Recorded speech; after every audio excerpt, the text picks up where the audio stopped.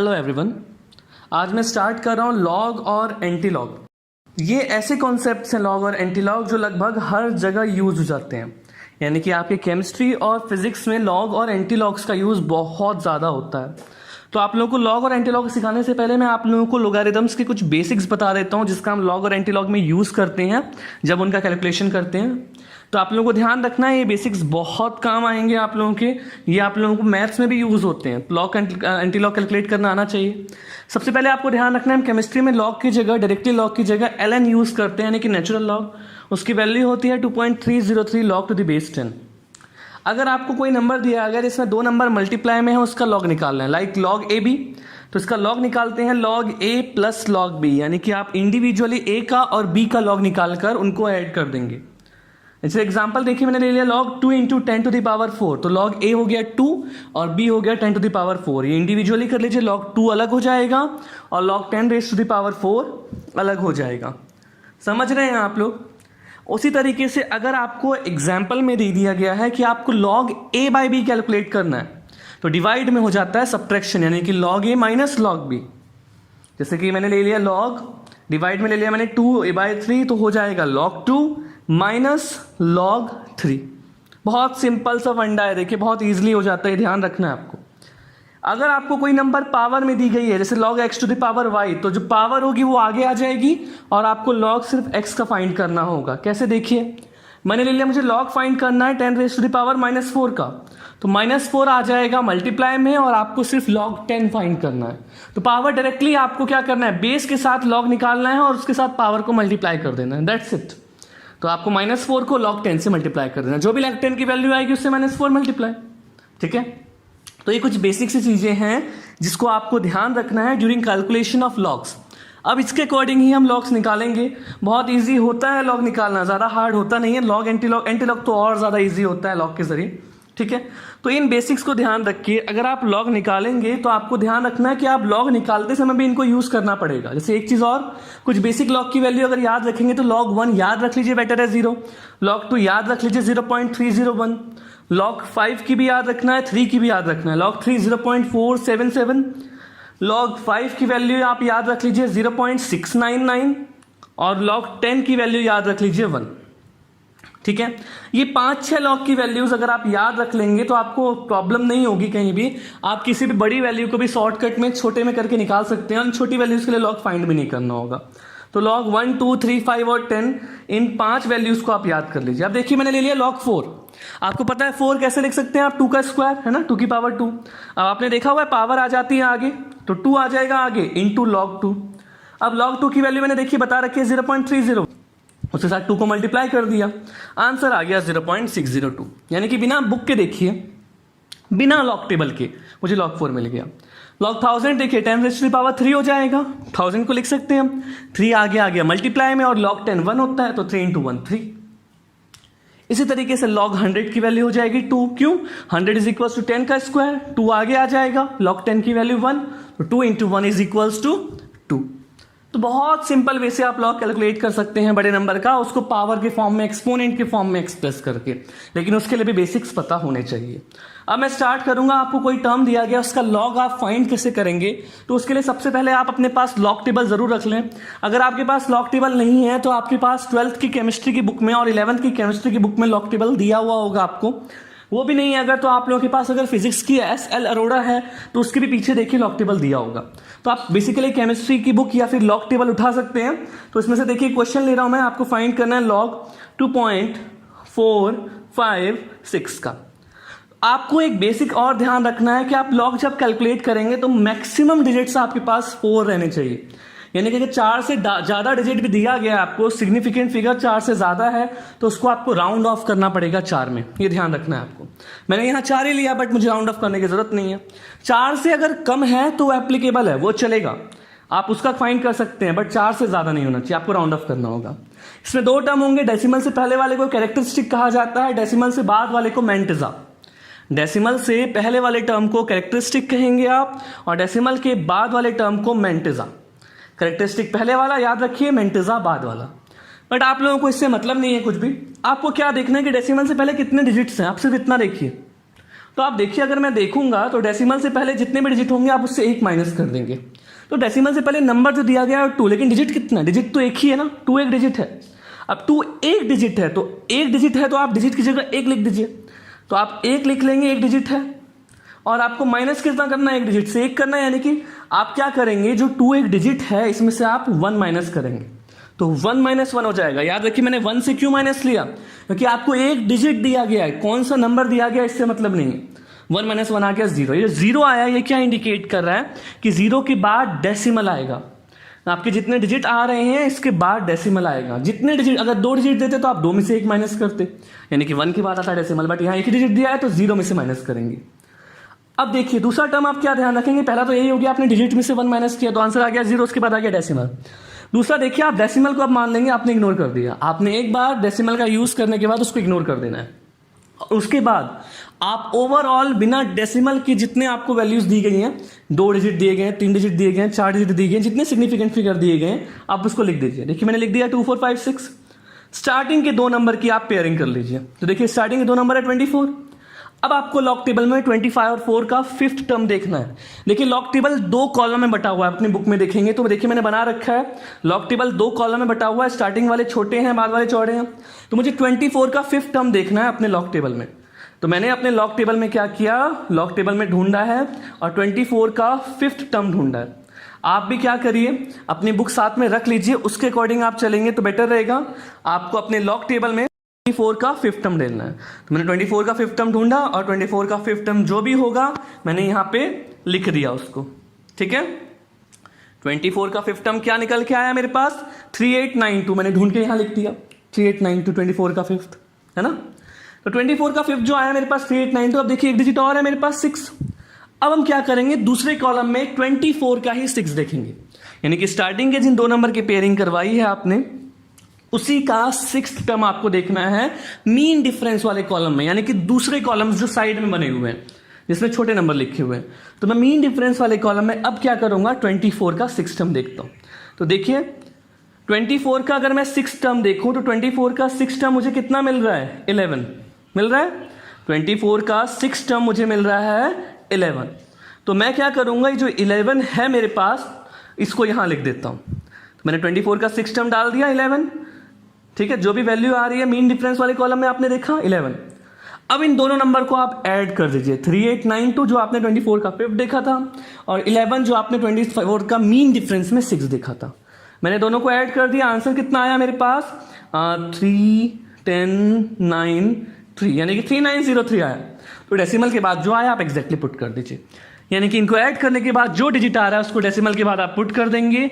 ये होगा आपका इसके फाइनल लॉग का आंसर, यानी कि 2.456 का लॉग हो जाएगा 0.3903। इसको समझना ये भी आसान है। आप देखिए मैंने आपको बताया लॉग 1 की वैल्यू होती है 0 है ना, लॉग 10 की वैल्यू होती है 1।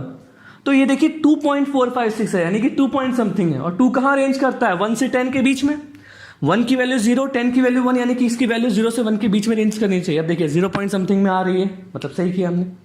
एक क्वेश्चन और ले लिया मैंने, अगला ले लिया 24.762। 24.762। इस बार देखिए मेरे पास ओवरऑल कितने डिजिट है, 5। बट मैंने आपको क्या बताया, मैक्सिमम डिजिट्स कितने होने चाहिए, 4। मिनिमम 1 2 3 कितने भी हो सकते हैं, बट मैक्सिमम 4 होने चाहिए।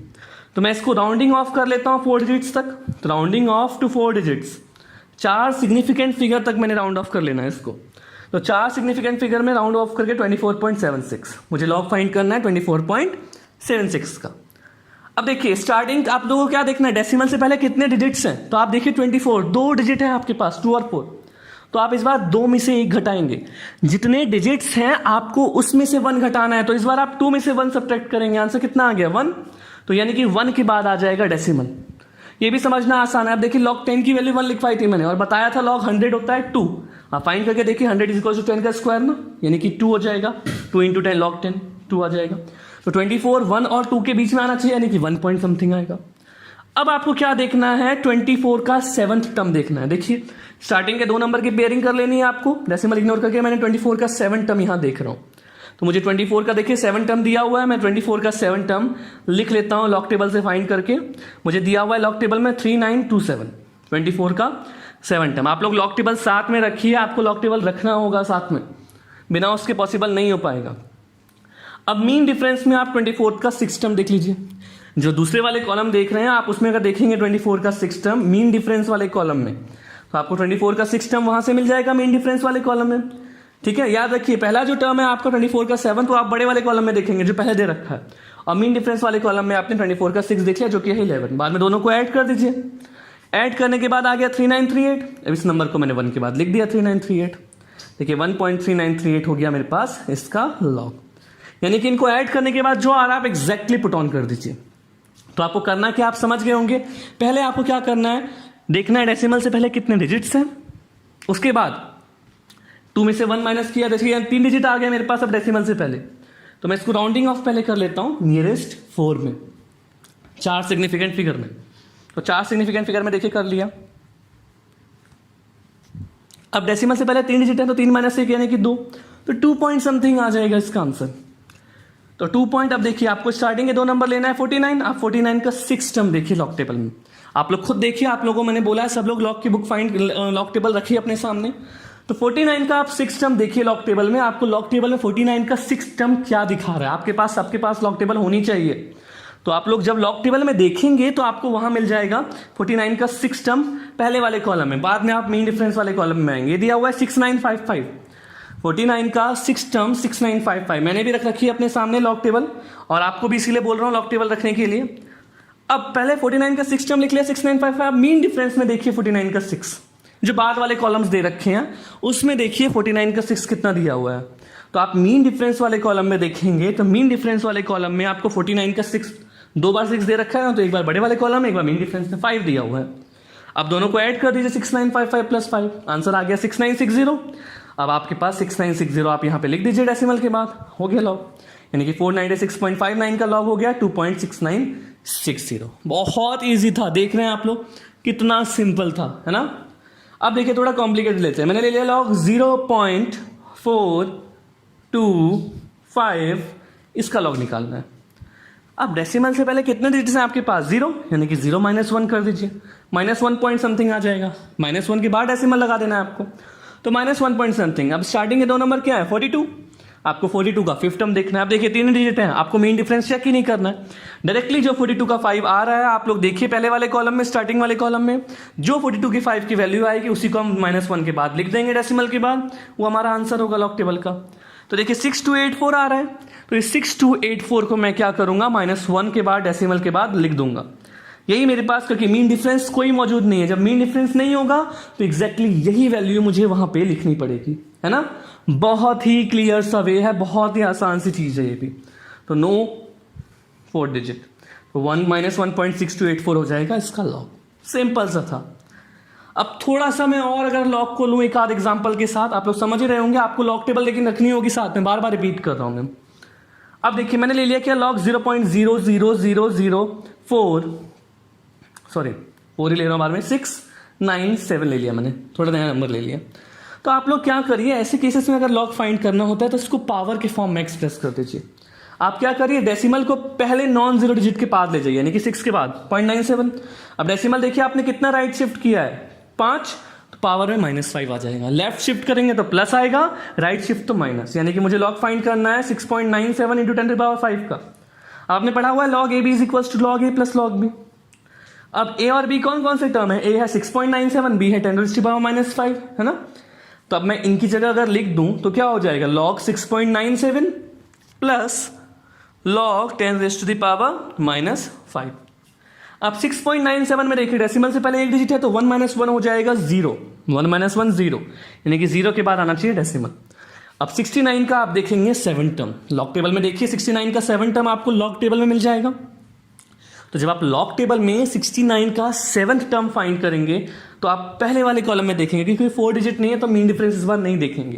तो 69 का 7 टर्म आप लोग खुद फाइंड करिए, लॉग में पहले 69 वाले टर्म पे जाइए, फिर 7 टर्म देखिए, आपको मिलेगा 8432, आप लिख दीजिए डेसिमल के बाद, तो 0.8432 हो गया लॉग 6.97। अब देखिए लॉग 10⁻⁻5 क्या हो जाएगा, लॉग x की पावर y, y आपको पता है आगे आ जाता है, और लॉग x आपको निकालना है सिर्फ। तो y क्या है -5, और फाइंड करना है लॉग 10, आप सबको पता है लॉग 10 की वैल्यू 1, तो 0.8432 -5 हो जाएगा। क्यों, लॉग 10 की वैल्यू तो 1 होती है, तो 1 इंटू -5 होता है। तो सिर्फ -5 बच जाएगा, तो 0.8432 -5। अब आप माइनस तो सब लोग कर ही सकते हैं। हेलो, देखिए जो नंबर आ गया मैंने उसको डायरेक्टली लिख दिया और माइनस करने के बाद आंसर कितना आ गया, -4.1568। तो ये मेरे पास इसके लॉग की वैल्यू। आपको यही करना है, पहले नॉन जीरो डिजिट के बाद डेसिमल को शिफ्ट कर देना है, जो भी होगा, उसके बाद उसको पावर के फॉर्म में एक्सप्रेस कर दीजिए। यहां से log a इंटू बी आ जाएगा और log a इंटू बी पे आप अपनी वैल्यू पुट करिए, log a प्लस बी। तो log a plus log b से कैलकुलेट करना आसान आ जाएगा। एक क्वेश्चन मैं और ले लेता हूँ log का, तो एक और लेने के बाद फिर मैं एंटी लॉग पे आऊंगा। मैंने ले लिया इस बार, देखिए log 0.0000 4 जीरो फिर से 2241।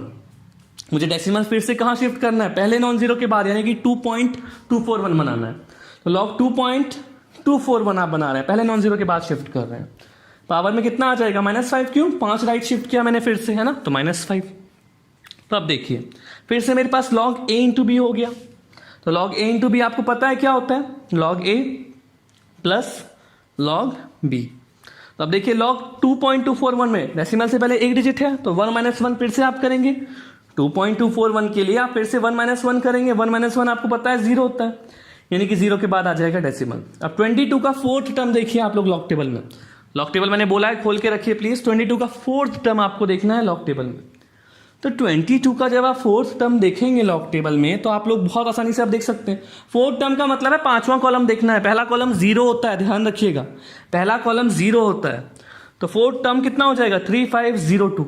आप लोग फोर्थ टर्म का मतलब फिफ्थ कॉलम देखेंगे। पहला कॉलम याद रखिए 0 होता है, मैं रिपीट कर रहा हूं। अब मीन डिफरेंस में 22 का 1 देखिए। 22 का 1 का मीन डिफरेंस वाला कॉलम देखना है, क्यों, क्योंकि यहाँ पे 4 डिजिट है। तो मीन डिफरेंस में जब आप 22 का 1 देखेंगे, मीन डिफरेंस आया 2, दोनों को जोड़ दीजिए और इसके बाद लिख दीजिए 3504, लिख दिया। अब 10⁻⁻5 में देखिए क्या हो जाएगा, तो -5 आ गए, log 10 माइनस log 10 की वैल्यू 1, 0.3504 -5 हो जाएगा। क्यों, 1 इंटू -5 -5 है ना, log 10 की वैल्यू होती है 1। आप इसको सॉल्व करेंगे, आंसर कितना आ जाएगा, -4.6496। ये मेरे पास इसका आंसर आ गया, सिंपल सा था। तो लॉग एटलीस्ट हर टाइप ही करने के लिए आप लोगों को आगे होंगे। अब देखिए एंटी लॉग कितना आसान होता है, मैं एंटी लॉग स्टार्ट करूंगा। लॉग के कंपैरिजन में एंटी लॉग ज्यादा आसान होता है कैलकुलेट करना।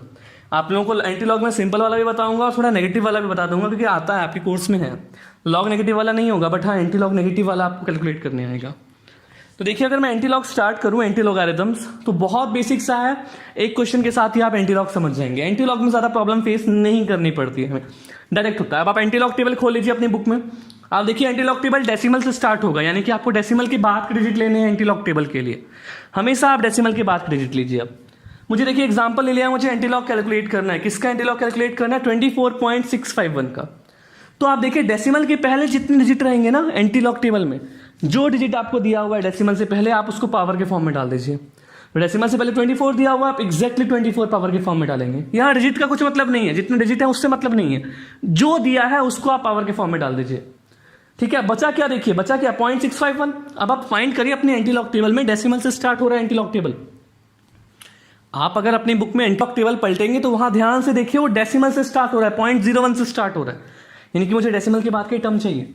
तो आपको क्या देखना है, फर्स्ट टर्म फाइंड करना है, किसका, 0.65 का। तो आप एंटी लॉग टेबल में 0.65 ढूंढिए कहाँ है, और 0.65 का फर्स्ट टर्म देखिए। फर्स्ट टर्म यानी कि सेकंड कॉलम में मिलेगा। पहला कॉलम फिर से 0 होगा, सेकंड कॉलम 1 होगा।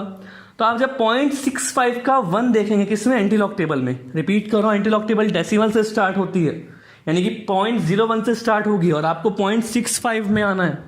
तो 0.65 का आपको कौन सा टर्म देखना है, फर्स्ट टर्म देखना है।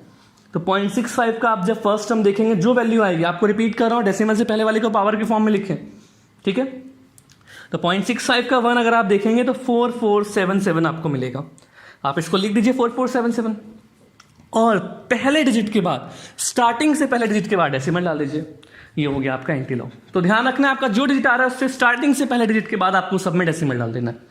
पहले डेसिमल से पहले जितने नंबर है उसको पावर के फॉर्म में डाल दीजिए, और डेसिमल के बाद वाले नंबर का एंटी लॉग फाइंड करिए। जो आंसर आएगा उसमें स्टार्टिंग से पहले डिजिट के बाद आपको डाल देना है डेसिमल। बस खत्म एंटी लॉग। एंटी लॉग में हमें कुछ नहीं करना होता है, बाकी सारे बेसिक्स लॉग वाले होते हैं कि आप ऐड करेंगे एंड सो ऑन करेंगे बाकी, लेकिन जो है पावर के फॉर्म में आपको डालना होता है। इसमें सब्ट्रैक्शन वाला पोर्शन है ही नहीं। एंटी लॉग में या तो डायरेक्टली एडिशन होता है या वैसा। अब देखिए एक क्वेश्चन मैंने और ले लिया, मैंने लिया है एंटीलॉग फाइंड करना है किसका, 2946.751 का। तो देखिए डेसिमल से पहले कौन सा डिजिट है, 2946 है, तो ये जितने हैं आपके पास सबको 10 की पावर में डाल दीजिए, यानी कि 10 की पावर कितना हो जाएगा 2946। अब देखिए डेसिमल के बाद कितना है 0.751, तो आप एंटीलॉग टेबल में क्या फाइंड करेंगे, आपको फाइंड करना है 0.75 का फर्स्ट टर्म। तो एंटीलॉग टेबल में आप फाइंड करिए first term of 0.75 in antilog table. देखिए डेसिमल से स्टार्ट हो रहा है तो आप फिर से वही फाइंड करेंगे ध्यान से।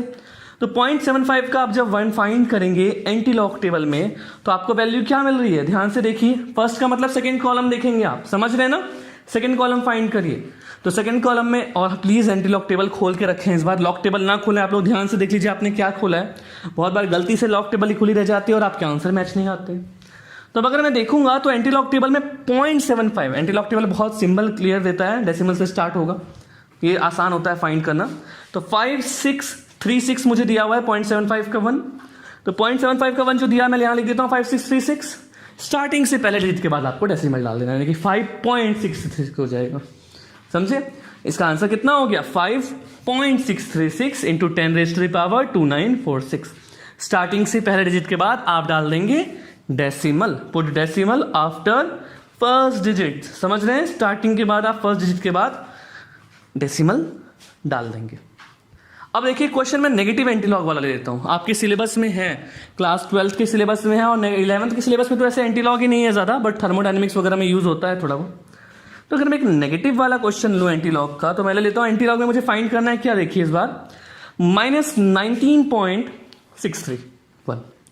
तो ये जो आपको फाइंड करना होता है नेगेटिव वाला, इसमें आपको क्या करना है, सबसे पहले स्टेप में आपको जो डेसिमल से पहले और डेसिमल से बाद वाले डिजिट दे रखे हैं, तो आप लोग देखिए इसको किस तरीके से करेंगे। दोनों में 1 का यूज होता है। 1 का मतलब क्या होता है, डेसिमल से पहले वाले में आप 1 ऐड करेंगे और डेसिमल के बाद वाले को 1 से सब्ट्रैक्ट करेंगे, ठीक है।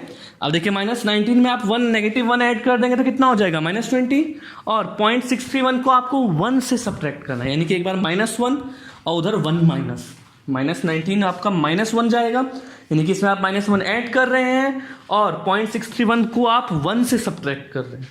तो मैं लिख देता हूं इसको -19.631 में। देखिए कैसे हो जाएगा, जो डेसिमल से पहले वाले पोर्शन है उसमें आपको ऐड करना है कितना, -1 ऐड करना है, और जो डेसिमल से बाद वाले टर्म है उसको 1 से सब्ट्रैक्ट करना है, 1 से डेसिमल लेकर कैलकुलेट सब्ट्रैक्ट करना है, यानी कि 0.631 दे रखा है तो आप पूरा माइनस करेंगे। तो देखिए -19 प्लस -1 कितना हो जाएगा, -20 हो जाएगा। तो जो टर्म आपके पास आ रहा है माइनस करने के बाद उसको 10 की पावर में डाल दीजिए, तो -20 आया, 10 की पावर में -20 आ जाएगा, यानी कि 20 के ऊपर जो बार आया ये हमारे पास मतलब नेगेटिव का साइन होता है, बार का मतलब ही हो गया नेगेटिव साइन। अब देखिए 1 में से अगर आप 0.631 माइनस करेंगे तो 369 आ जाएगा, आपको 1 में से माइनस करना है 0.631, तो 369। अब आपको पावर देखिए 20 आपका बार 20 बार क्या -20 पावर में आ जाएगा। डेसिमल से पहले वाला डिजिट आप नेगेटिव वाला पावर में ले लीजिए, और एंटीलॉग टेबल में 0.36 का 9 ढूंढिए, एंटीलॉग टेबल में 0.36 का 9। याद रखिए डेसिमल से पहले 20 बार है, 20 बार का मतलब व्हाट -20, तो -20 पावर में डाला।